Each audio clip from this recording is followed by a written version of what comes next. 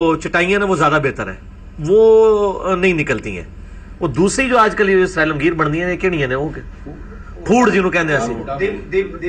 हाँ, दब अरबी में लफ्ज दब है, ये अरबी लफ्ज दब का है। दब अरबी में कहते हैं घास को, ये अरबी का लफ्ज है, कुरान में भी आया ये लफ्ज दब, ठीक है ना। बिस्मिल्लाहिर्रहमानिर्रहीम। मुअज़्ज़ज़ सामीन, आपने इंजीनियर मोहम्मद مرزا जहलमी की गुफ्तगू सुनी।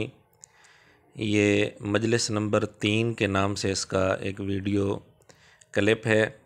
उसमें तकरीबन 1 घंटा 57 मिनट पर इसकी ये गुफ्तगू है, जिसमें ये कह रहा है कि दब का माना अरबी में घास है और ये लफ्ज़ कुरान करीम में भी है, जबकि हकीकत ये है कि दब का लफ्ज़ कुरान करीम में नहीं है और दब का माना अरबी में घास भी नहीं है।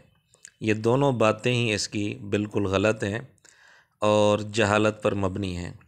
यानी अंदाज़ा करें कि जिस आदमी को ये भी पता नहीं है कि दब का लफ्ज़ कुरान करीम में है या नहीं, वो दावा करता है कि मैं इमाम काबा की गलतियाँ निकाल सकता हूँ और तजवीद में मेरा कोई सानी नहीं है। इस तरह के बड़े बड़े दावे करता है, अपने आप को बहुत बड़ा कारी शुमार करता है, लेकिन इसको इतना नहीं पता कि दब का लफ्ज़ कुरान करीम में है भी सही या नहीं। वैसे तो कुरान करीम सामने रखा हुआ है, लेकिन सिर्फ़ सामने रखा हुआ ही है बस। तो आप अंदाज़ा करें इससे कि क्या ये शख्स वाकई इल्मी किताबी कहलाने के काबिल है या नहीं। व आखिर दावाना अनिल